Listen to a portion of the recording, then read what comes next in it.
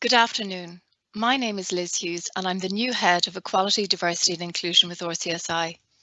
I'd like to thank you all for joining us this afternoon on what's a significant day for RCSI as we become the first Irish university to launch a Race Equality Action Plan. This action plan is the result of some fantastic collaboration among staff and students, and thank you to everyone who has brought us to this milestone, but more on that shortly. My role here is to go through a little bit of housekeeping and give you an overview of what to expect over the next 45 minutes or so. We are delighted that our Vice Chancellor, CEO and Registrar, Cathal Kelly, is on hand to officially launch our action plan. We will also hear from Simon Harris, Minister for Further and Higher Education, Research, Innovation and Science, as well as RCSI President Ronan O'Connell. And do make sure to turn on live captions for the RCSI video messages should you need them. In between these messages, we will hear from our expert panel, chaired by Emeka Okereke and joined by staff, students, and our guest speaker, Dr. Arun Verma, Head of the Race Equality Charter with Advanced HE. And they will share their thoughts and perspectives on the importance of our action plan to RCSI and the broader community, as well as sharing some updates on progress to date. Today's session is hosted through MS Teams Live and will be recorded. As an attendee, you will be able to see one speaker at a time. All attendees will be placed on mute automatically and only the cameras of panelists will be live. There will be an opportunity to ask questions through the Q&A function, and it would be helpful if you can indicate which panelist you'd like to answer your question. We're going to do our very best to answer as many questions as we can throughout the session, but please be assured that we will be sharing an FAQ afterwards. And our Race Equality Action Plan will also be available to view and download after the event. But first, a message from Cathal and Minister Harris, and we will then be joined by our Race Equality Forum Chair, Emeka Okereke. Thank you very much. It gives me great pleasure to announce RCSI's first Race Equality Action Plan. The development of this action plan marks our commitment to advancing race equality for our staff, students, and the wider community. RCSI is an international institution known for our diverse student body, and this action plan will help to ensure that dignity and respect is embedded in our learning and work environments. Our people are our strength and our students are the leaders of tomorrow. This places responsibility on our institution to lead by example, ensure that future medical and healthcare professionals understand and practice race equality. We must also ensure that everyone, regardless of their race or ethnicity, can reach their full potential at RCSI. As noted in our new Race Equality Statement, RCSI rejects racial discrimination in all its forms as wrong and fundamentally inconsistent with our mission. We commit to investing in and improving our education programs to equip students and staff to be the best healthcare professionals they can be in an ethnically diverse world. We're proud to be the first university in the Republic of Ireland to launch an action plan focused on advancing race equality. The work of our Race Equality Forum has been instrumental in shaping and developing this ambitious plan. This plan will continue to evolve in response to the ever-changing context of race equality. We're encouraged to have the support and institutional commitment from RCSI's Council. RCSI's staff and students have been developing initiatives to tackle race inequality for years, but the launch of this action plan calls on each of us to take action now to support its implementation and advancement. The action plan provides an opportunity to take meaningful steps to effect change, take personal responsibility, and measure the impact of these change initiatives.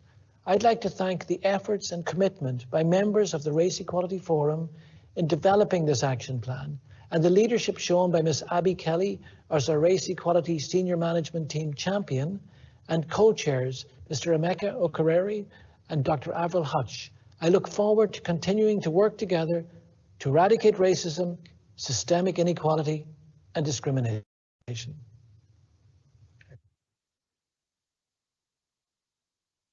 Hello there. I'm delighted to share my support with the students, trainees and staff of RCSI on the day you published this most important plan aimed at tackling racism and progressing race equality.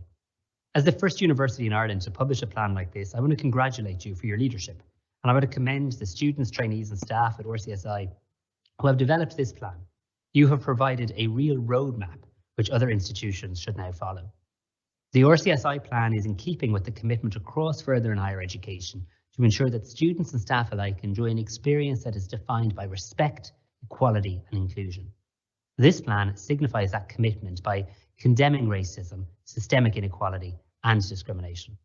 Today, RCSI is a multicultural institution with a truly international outlook. The publication of this plan is very much in keeping with this legacy and ethos by rejecting racism in all its forms as wrong and as fundamentally inconsistent with the RCSI's mission and values. Indeed, as educators of future healthcare professionals, it is very fitting that RCSI is showing such leadership in underlining its commitment to race equality through this action plan. Healthcare professionals reach into every community and every home in Ireland, and indeed many of the healthcare professionals trained here in Ireland go on to provide care all over the world.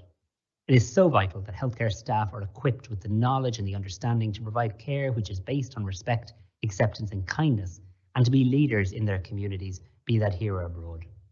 In particular, I'm really pleased to see RCSI's support for the Speak Out tool, which is an important initiative to give students and staff a safe online space to safely disclose and report any misconduct they experience.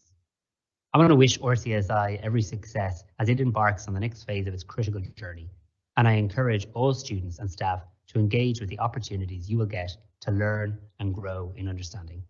Thank you so much to RCSI for the commitment that you have to our country and for the hugely positive impact you make in both our education and healthcare systems.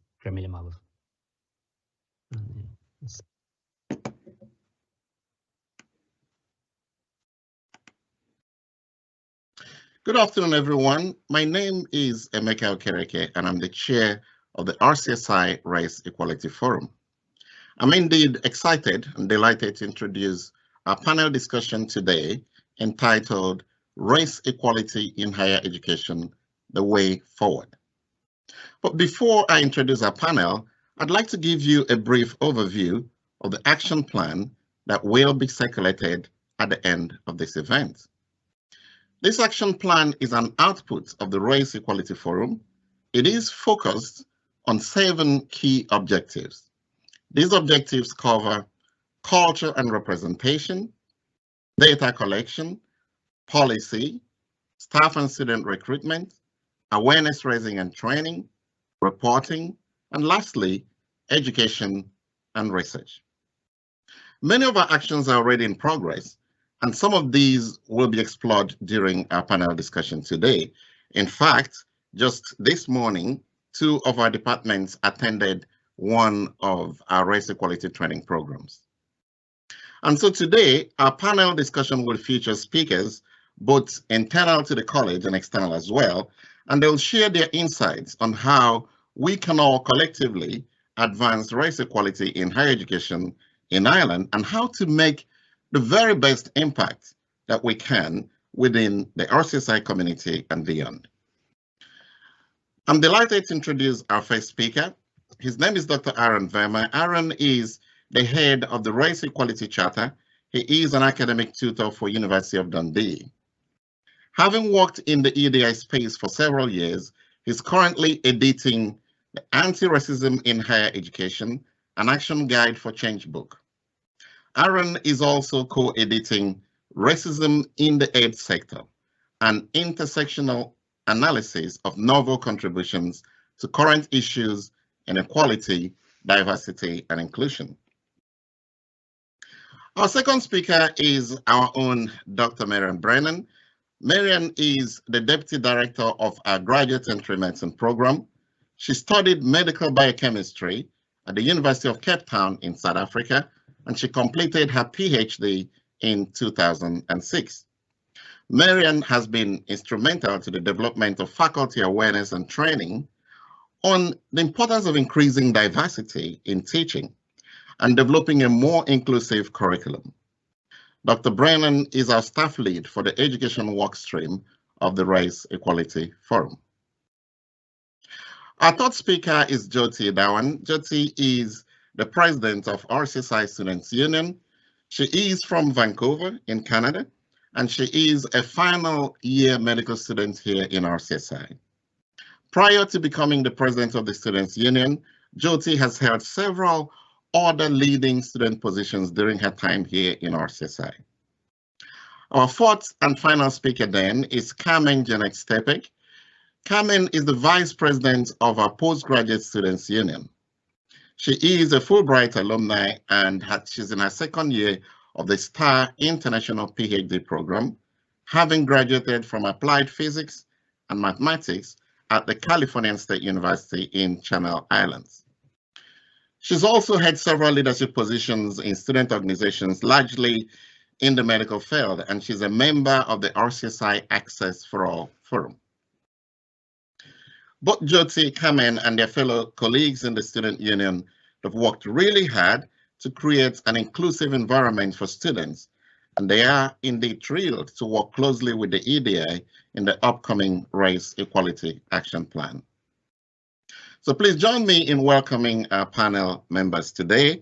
And now that I've introduced them, I'd like to dive straight into the discussion with my very first question for Dr. Verma. Dr. Verma, in your experience as the head of the Race Equality Charter in the UK, what are the barriers in implementing Race Equality Action Plan? And from your experience, what do you think we can do to overcome this? Thanks, Emeka, and thanks for the introduction as well. And thanks to the organisers for inviting me to join this really great discussion and this great event.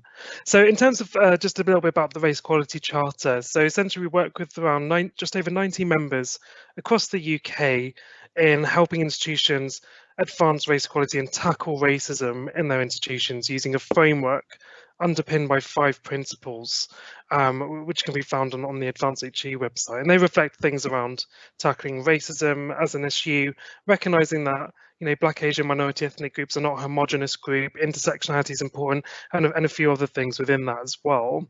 One of the things that we see, and one of the requirements of a Race Equality Charter application is a substantial action plan.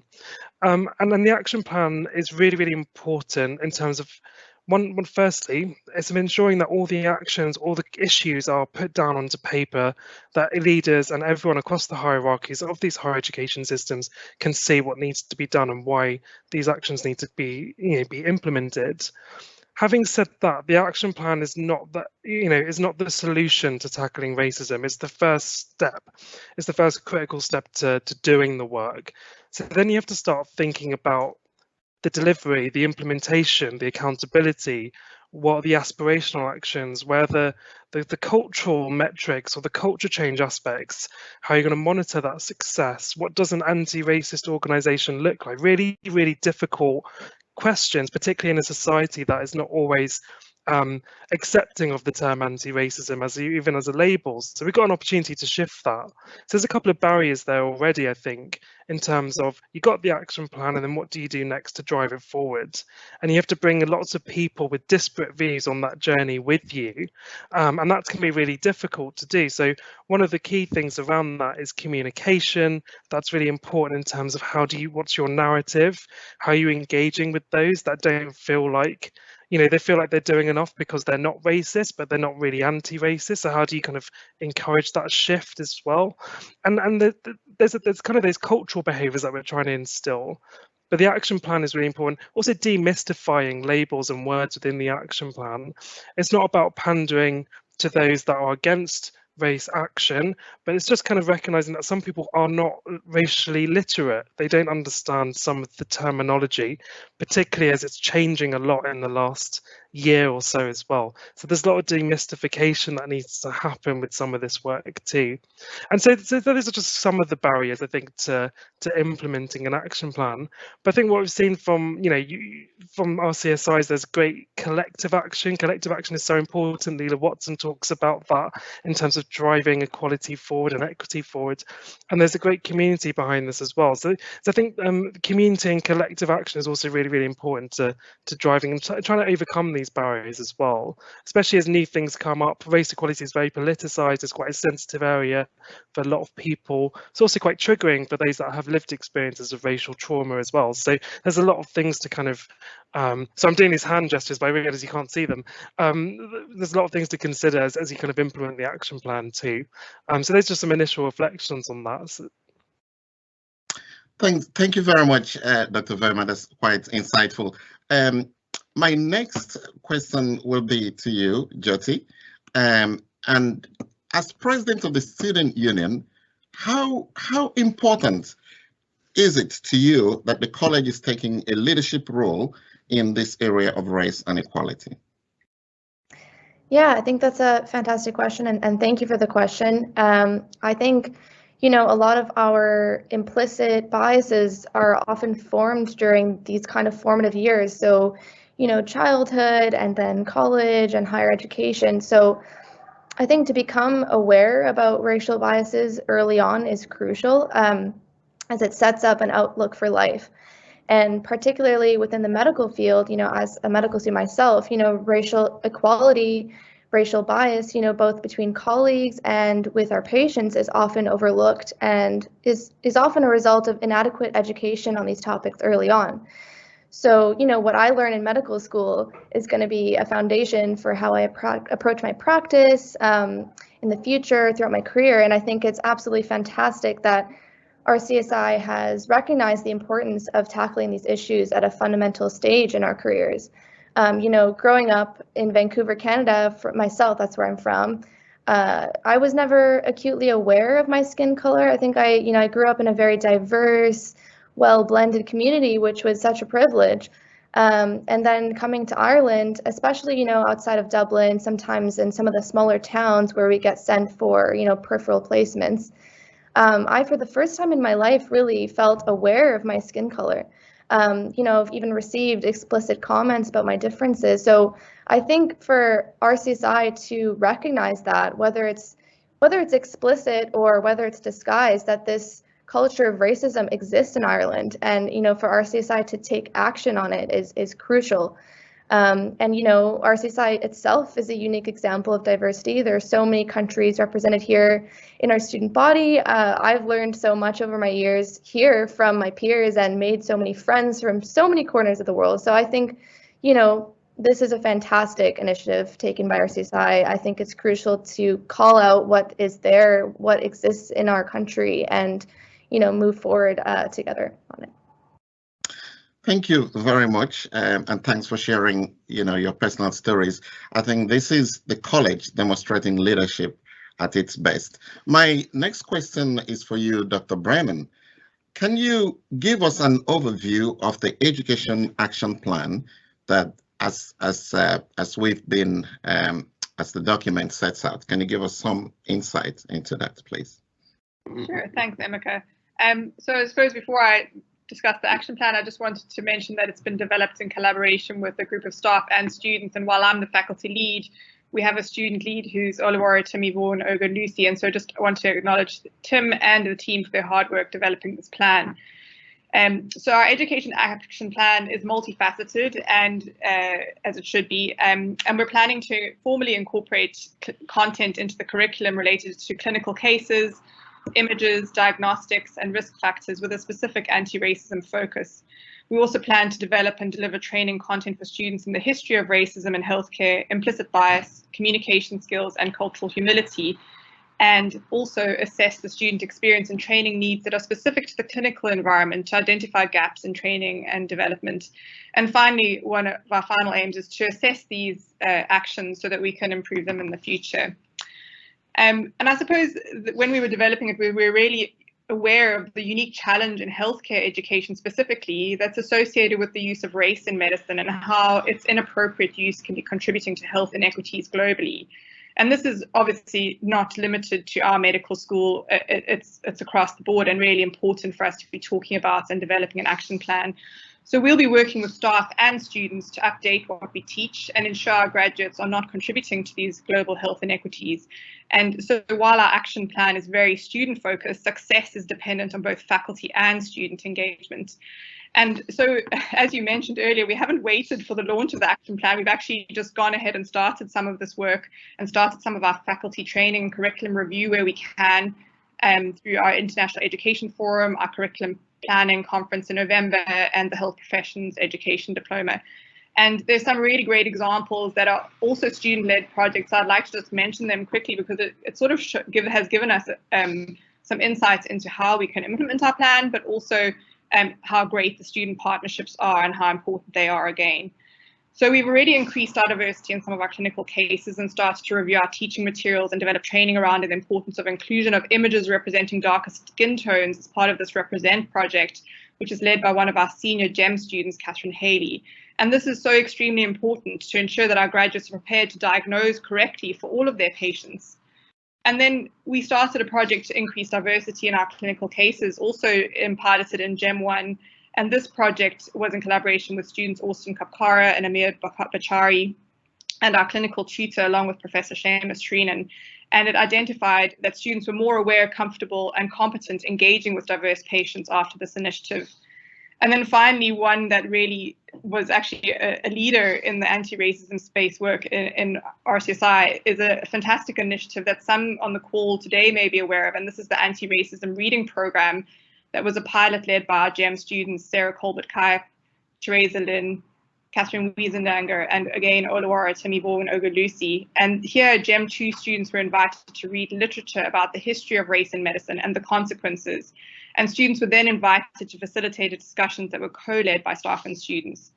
And from this, students have fed back to us how important they think it is for their future practice.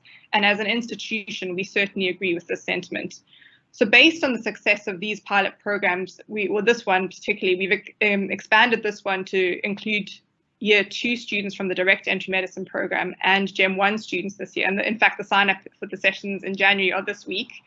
But I suppose I wanted to highlight these because it's so important that we have learned from these early projects and that we can learn from them. And now that with the launch of our action plan, we'll be expanding these projects and incorporating other bigger curriculum action changes. So really excited about the launch today. I think it's really important. And as you said earlier, we can only stress that it's really important that staff and students get involved, get behind us, and the more people we have, the stronger our action plan will be. That's wonderful. Thank you. Thank you, Brennan. Carmen, just bear with me. I'll come back to you in a minute, but I'd like to go back to Dr. Arun. Earlier, you talked about being non-racist and being anti-racist. Can you give us some explanation of the difference? Why is it not enough to be non-racist? And how can we educate people about being anti-racist? Thanks for that. It's a good question. So I guess one of the kind of easiest ways, and this is an oversimplification of what these two things are. So think of non-racism or being not racist as sort of your bystander behavior. You know, you're reading about racial, racism, you have a good understanding around what racial inequities look like, you understand what institutional racism, you've read, you built up your knowledge, but you're not necessarily going to be someone that calls it out. And when I talk about calling out racism, I'm talking about kind of correcting people, creating an opportunity for those that make mistakes or those that are saying something that is offensive, that is not right, to be able to learn from that and to change their behavior. So being not racist is just kind of not doing anything. You're kind of a passive individual. You're not a racist person, you're just not really actively doing anything to tackle it in society or around you. Being anti-racist kind of enables you to go further. It enables you to have some confidence, not just to tackle racial inequalities or racial injustices as and when you see them or hear about them, but also helps you open your mind to more wider injustices as well, because you're developing confidence in tackling something that's so triggering and traumatic that you can also talk about and address other injustices too. In the book that I've been editing, Anti-Racism in Higher Education, I talk a little bit about anti-racism, being an anti-racist, about being compassionate and it's about taking care. And one of the things that I wanted to briefly share is that, you know, being anti-racist is about saying no to racism. It's about standing up in the face of racism and calling it out, and saying that, you know, this isn't good. We need to change this. It's not just about calling out individual instances, but it's also being able to actively hold people to account. And when we talk about accountability, it's about having clarity on why decisions are being made, who is making those decisions, and how are those individuals in privileged or positions or in kind of senior privileged positions, enabling those to be part of the decisions, to be part of the changes that impact them as well. It's also about taking care. And I think one of the things that I liked in terms of the approach to this action plan is the notion of intersectional, you know, and that comes through, I think, in terms of this event and the way people have come together as well. Intersectional is also about being, you know, you can't be anti-racist without being intersectional. You have to recognize we don't just have we don't just experience one inequality at a time. That's not life, right? So these things overlap. So anti-racism is the active form of not being racist. It's about kind of calling out, not always going that further to correct situations, to challenge people, to have uncomfortable conversations, and know that you're changing the culture slowly but surely as well. So that's how I'd kind of think about the two. And I think we need to encourage people to be more bolder, ambitious and confident, to shift away from not racism to the anti-racist stance. It's a great thing to work towards, so let's not be afraid of it. That's wonderful. One of the things that the Race Equality Forum has done for us as a community is it's created that safe space where people can come in and have these conversations. It's also created a learning space for us. So I think this is a learning opportunity for everybody. We're trying to get used to this. We're trying to get used to the really tough conversations. We're trying to get used to the language, the vocabulary. So thank you very much. Now, let me come back to you. I bring you in here, Carmen. According to the HES report on race equality for staff in Irish higher education, the majority of the respondents noted that race inequality exists in Irish higher education. And while this report is largely focused on staff, we can only assume that students face a similar experience. So could you share your thoughts on race inequality for students? And in your own view, what do you think we can do differently or we can do better? Well, actually, I had my first lesson in racism in elementary school. So I was about 10 years old when I started noticing a teacher of mine showing favoritism. And I'm from California. I'm biracial. I have a Black mother and a father who immigrated from Poland. And I never really witnessed, or at least I didn't notice much separation of races, and I didn't really understand what race was until I ended up moving to Minnesota in the Midwestern United States, which had obvious segregation of races in terms of where you lived, where you went to school. There were obvious white neighborhoods, Black neighborhoods, Hispanic neighborhoods, and actually Native Americans were still largely living on reservations. I would get bullied because I wasn't white enough or Black enough to be respected by certain social groups. And one day I told my mother about my teacher's name calling system. So she had these popsicle sticks assigned to every student by name. And my teacher would call on someone to answer a question or to do a chore by randomly selecting the stick. And to me, it didn't really seem very random because sometimes I would see her draw a stick and put it back and draw another one to call a different name, or just weird things like that. And I told my mother about it. She said it was probably nothing. It was only the first few weeks of school and I should just try to get acclimated.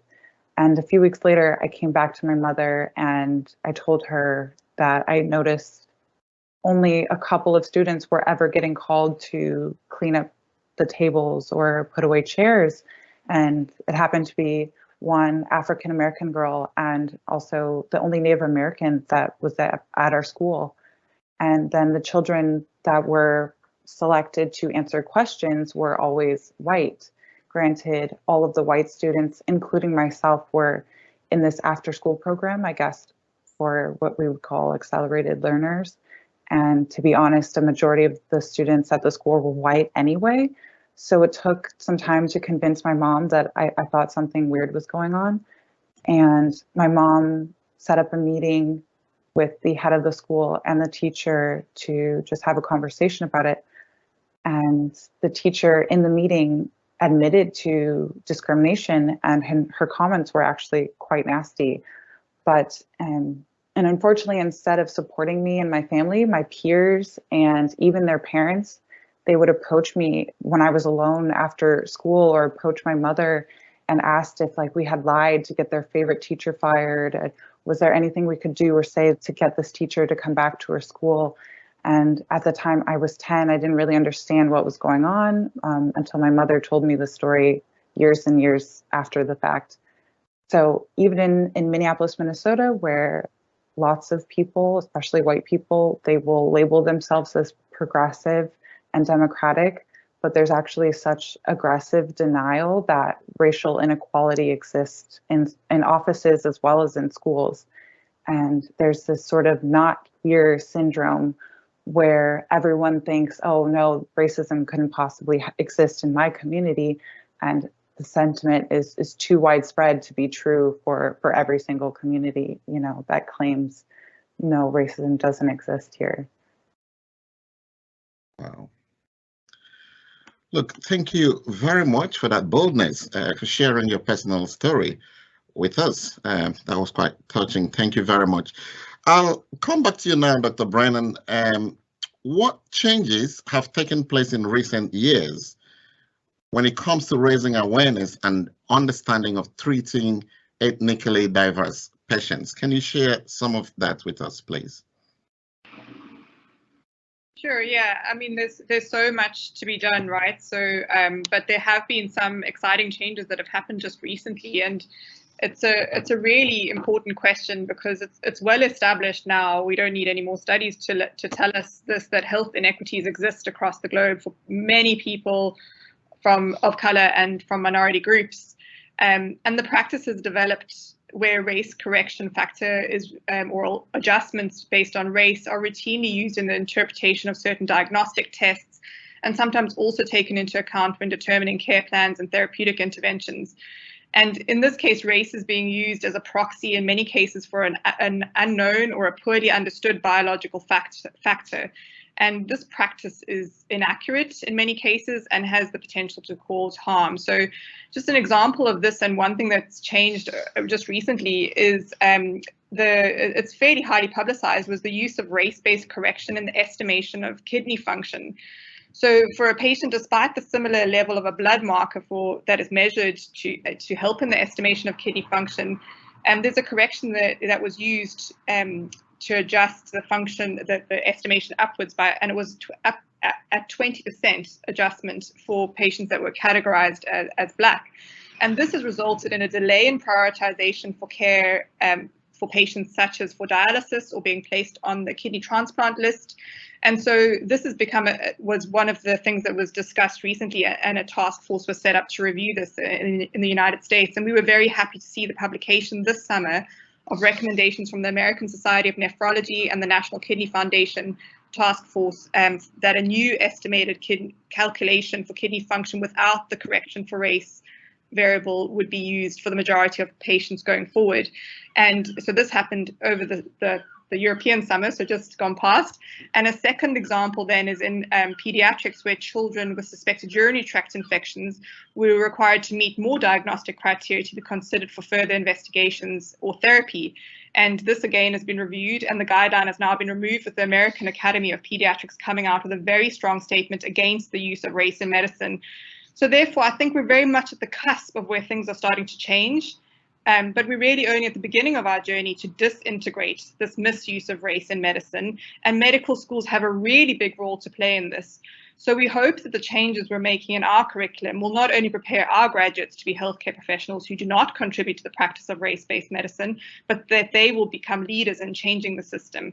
So this is a very big ambition, and like I said, we're only at the start. So we hope that by starting this process, we will get there, but there's a long way to go for sure. Thank you very much. In the interest of time, I'm going to take 2 more questions from the panel, and then we can, I know we've got a couple of questions from the audience. Let me come back to you, Carmen, very quickly. You represent a diverse group of our postgraduate students. Are there very specific challenges we need to be aware of in our ongoing engagement with our postgraduate students, particularly? Yeah, that's a great question. Well, having such a melting pot of races and cultures means that no one individual is going to react to the initiatives of the Race Equality Forum in the same way. And especially not everyone will hold the same enthusiasm. We've really been conditioned to believe in race, and that race inequality is sort of a natural way of life, despite scientific evidence proving that physical differences, what we like to call human races, they have no real meaning except as a social construct. But as soon as we have conversations about it, people can get defensive or dismissive. And just speaking for myself personally, I find it challenging to get over the fear of dismissal or rejection or even taking up too much space, especially as a woman of color and in science. And at times, this fear has prevented me from speaking up and having these discussions. However, I think RCSI is actually the perfect place to have these difficult and often uncomfortable discussions, as Dr. Verma was saying before. And despite the challenge of engaging with such a diverse community of staff and students, I think the diversity is also a strength because we have so many opportunities to hear so many different voices. And if you truly listen to the others in the university, you might learn something really eye-opening, not just only about the local community, but about the rest of the world, since it is such an international community. Thank you, Carmen. Our diversity is indeed our strength. I'm going to just put the very last question here to Jyoti before we go to the audience. Jyoti, I know you've reviewed our action plan. What are you most excited about? Well, I think there's lots in this 3-year plan, and I encourage everybody to read it after this event. I think some things that stuck out to me, firstly, was the Race Equality 101 training module. So this is going to be a module that's made available to staff and to students on Moodle, or virtual learning area. And I think this is crucial to kind of starting the process to understanding our biases and rethinking the way we think about race and what we approach it as. Kind of linking back to what Dr. Verma mentioned earlier on why it's not enough to be non-racist and how we can become anti-racist. Well, I think this kind of module, direct education on race equality, is the first step. It's of course it's just a step, but it's the first step on learning how to call out racism with your peers and with your colleagues. Learning how to have those difficult discussions and not just be a bystander. I think oftentimes students in particular can be, prone to being hesitant or uncomfortable to call out racism in front of their peers, and their colleagues and even their superiors. So I think giving our students this tool to learn these assertive skills is a start to our goals, and showing students that education on racism is just as important as our education in science. So I think this is really key. It's a good first step. And the other thing I wanted to highlight was the Speak Out platform. I know it was mentioned earlier. This was recently launched, and this is a tool to kind of facilitate anonymous and safe reporting of kind of bullying, harassment, any sort of discrimination that may go on, both for staff and students again. And I think it's really key to be able to have this anonymous setting to report sensitive issues. I mean, it's really hard sometimes to, do that in a non-anonymous setting, or having to put your name to something in fear of retaliation. So I think having an anonymous setting is key. And it's also great for, RCSI to be able to gain a better understanding of the patterns or the issues that are arising as a whole, so we can kind of tackle these issues better in the future. So I mean, these are only 2 of the things in this great 3-year plan. I think it's worth reviewing, but I'm super excited to see how this goes over the next few years. Thank you very much, Jyoti. And indeed, thank you to all of our panel members. It's been such brilliant insight. And I hope we all, everyone listening here, can take away one thing or the other from the messages and actually just use them in your own department or in your own institution. In the interest of time, I'd like to ask Liz to share a few questions from our audience. And I know a lot of questions are coming in. We might only be able to take 2 or 3 questions in the interest of time. Liz? Thanks very much, Emeka. Yes, we have a couple of questions, but I think we'll just have to restrict it to 2. But as I said, we will send around those questions and answers afterwards. There was a question around for Jyoti around staff and student collaboration, and we've spoken about that quite a bit over the course of this session. So Jyoti, in a few words, can you just, I suppose, emphasize the importance of that staff and student collaboration and why it's so important for race equality work? Yeah, sure. I mean, I think as many of us have said throughout this call, I think our student body itself is very diverse. So, much more than the average Irish population, I think RCSI is very concentrated in the kind of students it brings from all over the world. So I think our student body can offer like a lot of insight into the experiences that they face. We all have our own lived experiences. We all have our own perceptions on how, racism exists and how it affects us.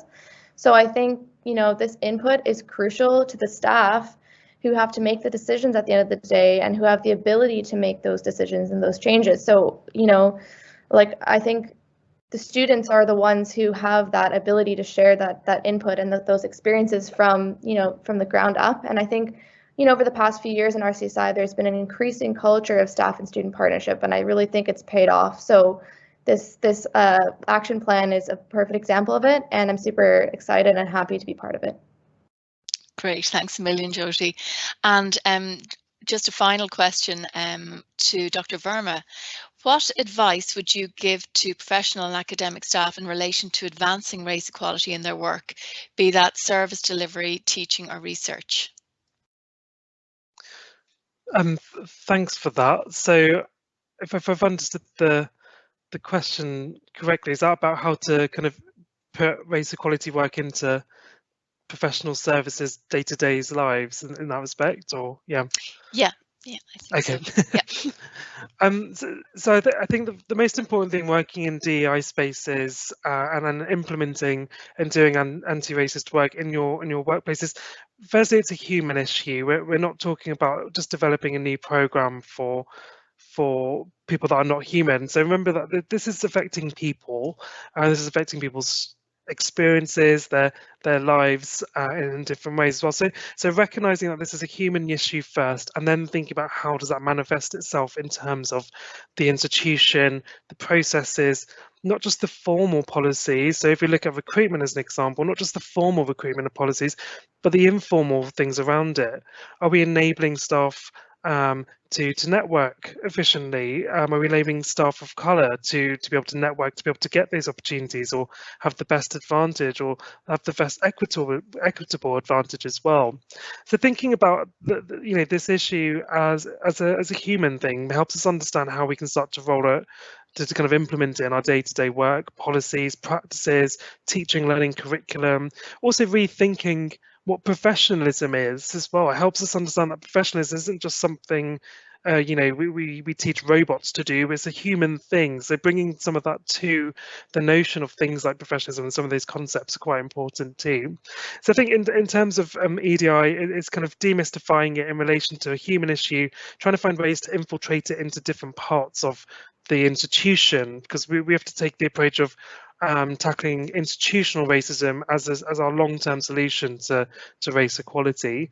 So I appreciate it's quite higher level, medium level in that respect, but hopefully it gives some idea of direction of travel in that respect. No, that's great. Thanks a million, Dr. Verma.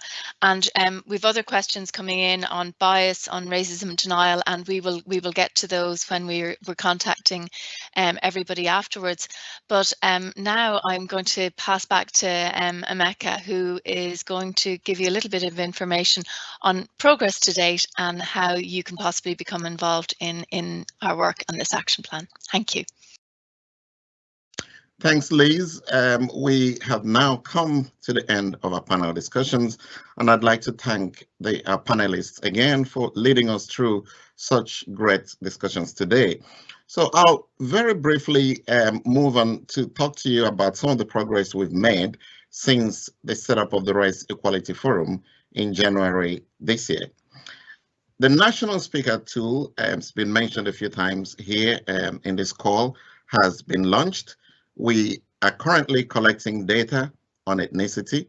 We have rolled out several training packages on race equality.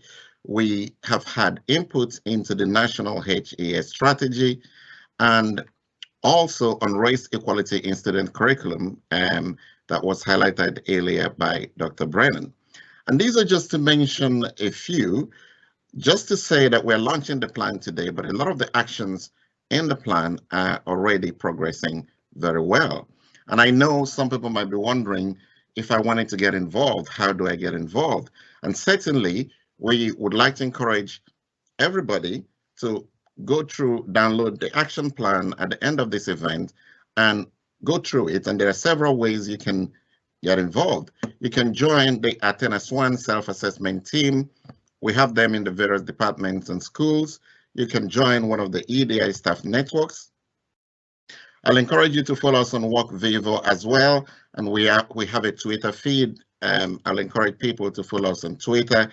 We will be releasing newsletters from time to time with loads of information. We will be having events, several events in the coming year, hopefully.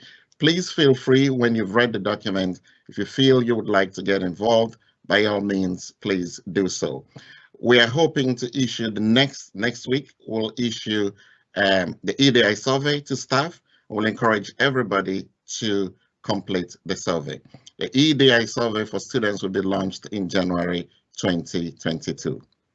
And now, to close the event, we will hear some words from the President of RCSI, Professor Arun.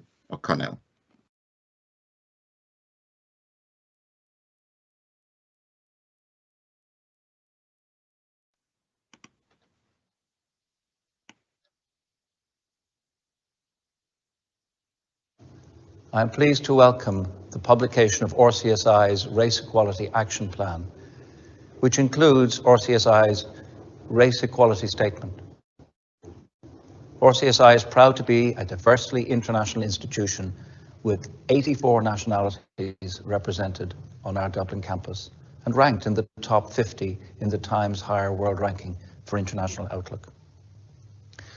RCSI takes its position as a leader in healthcare education seriously and is committed to equipping its diverse student population with the skills, awareness, and self-reflection needed for providing high-quality healthcare. RCSI is committed to addressing racism, inequality, and discrimination throughout the college. Council supports implementation of the plan that endorses a campus-wide culture in which all members of the RCSI community can participate, belong, and thrive. I would like to echo Professor Kelly's thanks to all those involved in delivering RCSI's Race Equality Action Plan and wish all success in its implementation. It is wonderful that there's been such interest and engagement from so many stakeholders. Thank you for taking the time to join us this afternoon.